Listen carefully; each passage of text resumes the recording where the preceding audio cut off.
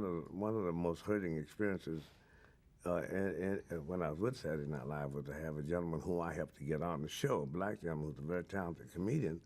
The first thing he said to me was, "You're an Uncle Tom." And for me, there's a difference between what you might see somebody portray on TV. For instance, in Roots, must all the black characters be activists? They can't be. The actors, if somebody actors got to act out an Uncle Tom, you're going to do the real thing.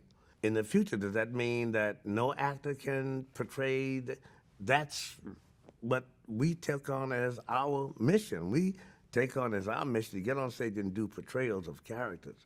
If you're going to do, say, Roots, and all of them are going to be Chicken George, or all of them are going to be William Du Bois, then you got no real thing going on, So for me, if you're doing a comedy show, particular Saturday Night Live, the premise already was there was nobody was sacred, nothing was sacred. So when I did stuff that apparently seemed to criticize black images, that is when I got into as much trouble as, I can't really think of a similar thing because I'm thinking right now, if Larry the Cable Guy was black, can you imagine how many people would be complaining about him? I right now, while I'm doing Two Broke Girls, have gotten a lot of flack, right? This is a black gentleman who's working at 75, which is a positive thing. He is not coming out of having been homeless. He actually had a career. He's retired. And I've gotten tweets and stuff, even using the word demeaning. And again, fill out the race card. If it was turned around, it was just some white guy sitting there with an old gentleman retired working. That's all. That's how I see a lot of what happened on Saturday Night Live. I admit that's a lot of stuff that I see now that, maybe I should, but for me, if they don't give a black actor or an Asian actor like the same room for doubt that they give the white characters, then it's just not fair. So how did you personally deal with the criticism during that time? Because it must have affected you. Well,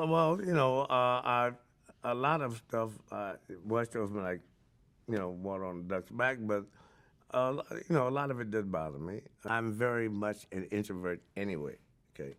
And that's a characteristic which most of my friends know about, but not a lot of people know about. So I found myself becoming very much that thing for like a couple of years, had me just in my house alone.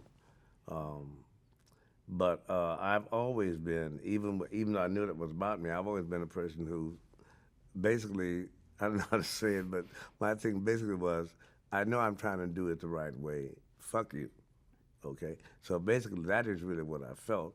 But also, I had to get together. A lot of stuff happened, which resulted in a lot of drug stuff, which I got into drugs.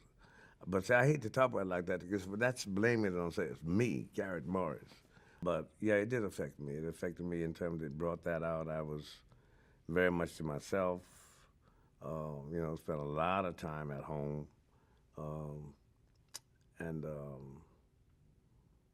When if it gets you to feeling sorry for yourself, then that's when I started getting mad at myself, angry at myself for allowing it to cause me to get that way.